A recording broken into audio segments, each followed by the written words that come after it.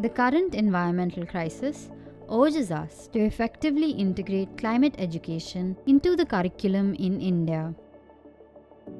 Education programs need to contextualize these concepts and make them accessible to different age groups. In recognition of this, the National Education Policy 2020 reorients environment education as climate education at all stages. It emphasizes a holistic pedagogic framework with a focus on sustainability. When we talk about environment education and we say that it is important to integrate, what we are trying to say is that we don't have to do activity for the sake of doing activity. It has to be linked, and we have to develop cross linkages between subjects and with the theme. In addition to the interdisciplinary nature of climate change education, we must integrate it at all stages.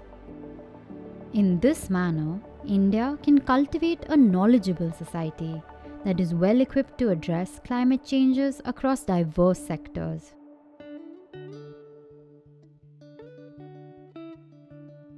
Starting at the foundational stage, the focus should be to link pedagogy with nature.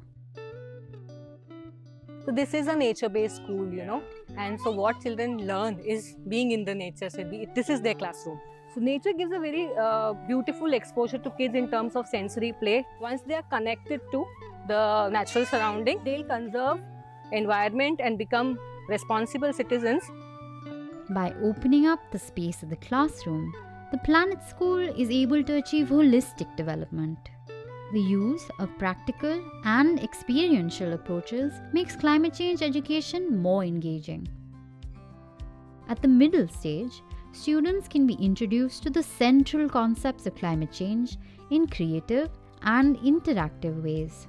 So there are various pedagogies through which climate change as a complex subject can be simplified and taught. So this Web of Life is basically a game wherein children, they participate, each of them role play as one element of a nature. Basically, it talks about how every element on earth is linked to the other. Hello, I am soil and I will pass it to water as I am a natural source to purify it. Hello everyone, I am water and I am one of the most important abiotic factor of the environment which no one could live without. In the secondary stage, students can learn about specific climate impacts and actively participate in project-based learning. At higher education levels, students should be taught climate change mitigation and adaptation strategies. In India, we require a lot of shading. Lot of shading also means that we sort of cut a lot of our energy needs, because then you will use less energy in order to cool your building, etc. Our students are now developing shading devices as a slow process towards mitigating climate change. This gradual process of the curriculum moving towards a more climate conscious approach requires policy to be framed at the national level. The National Council of Educational Research and Training and the University Grants Commission have recognized this requirement for integrating climate change education at school and university levels.